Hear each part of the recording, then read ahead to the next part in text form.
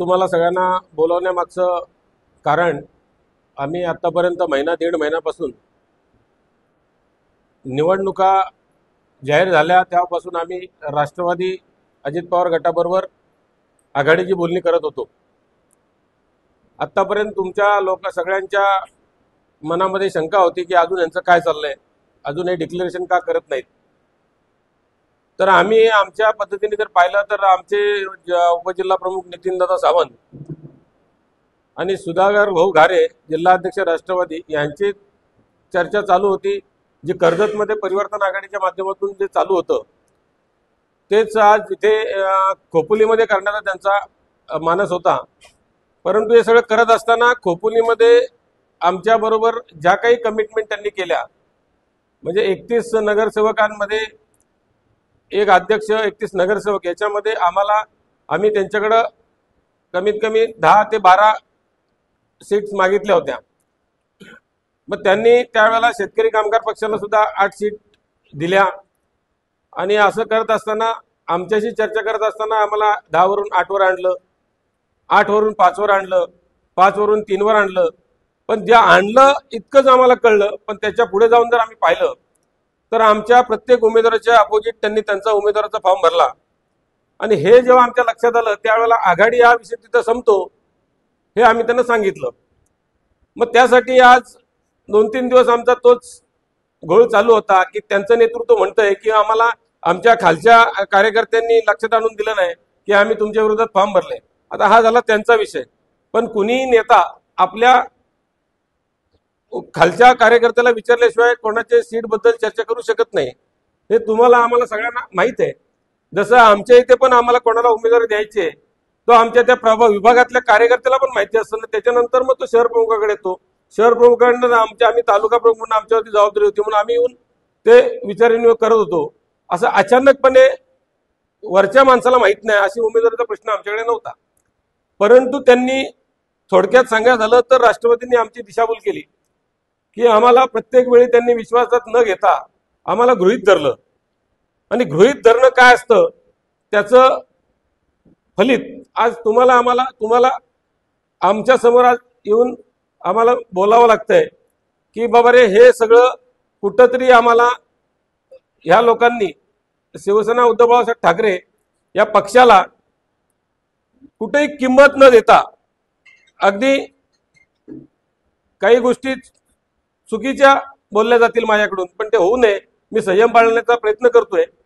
परंतु खिचगिंतीत न पकडता आम्ही आमच्याकडून हे जातील कुठे, कारण त्यांचा गोड गैरसमज आमच्या बाबतीत झाला की आम्हाला आमच्या पक्षा प्रमुखांचा आदेश आहे की शिंदे गट आणि भारतीय जनता पार्टीबरोबर आपल्याला युती आघाडी करायची नाही, आणि म्हणून ह्या लोकांनी आमचा गैरफायदा घेण्याचा प्रयत्न केला असं मला वाटतंय।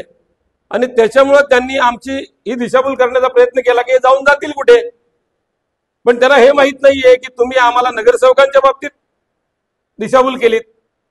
पण तुमच्याकडे सगळ्यात मोठं जर पाहिलं तर सगळ्यात मोठी निवडणूक तुमची, सगळ्यात मोठी तुम्हाला जर काय तुमच्या काय इच्छा आकांक्षा आहेत त्या अध्यक्षपदाच्या निवडणुकीत आहेत। आणि मग अध्यक्षपदाच्या निवडणुकीचा प्रश्न आमच्या हातात राहतो, हा काय आम्ही तुमच्या हातात दिलेला नाही। आणि जरी त्यांना असं वाटलं की बाबा ते आम्हाला 8 सीट देत होते, 5 देत होते, आम्ही 5ला पण समाधानी होतो, 3ला पण होतो, पण तरी तिथेही आमची दिशाभूल झाली होऊन सुद्धा आम्ही खचलो नाही।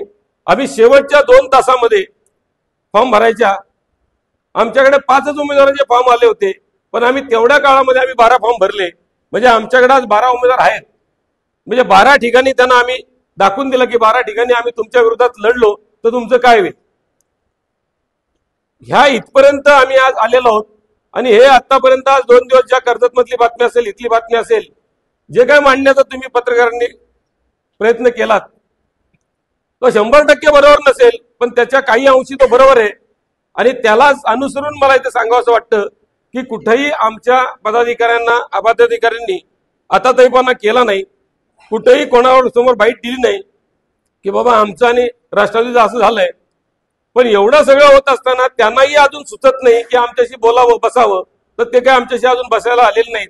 तर आम्ही आज यांना पण उपजिल्हा प्रमुखांना पण इथं बोलवलं की त्यांच्याकडून पण तुम्हाला काय घडामोडी घडतायत, काय घडणार आहेत त्या त्यांच्याकडून जाणून घ्या।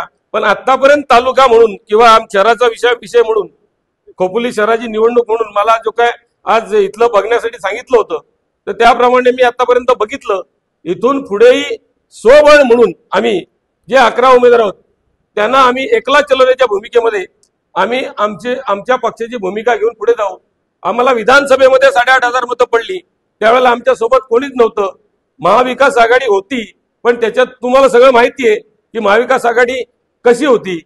त्यावेळेला जो काय पैशाचा बाजार झाला, म्हणजे तिथं काय जो काय आर्थिक घोटाळे झाले, त्याच्यामध्ये कोण कशामध्ये वाहून गेला हे सगळ्या गोष्टी तुम्हाला माहिती आहेत.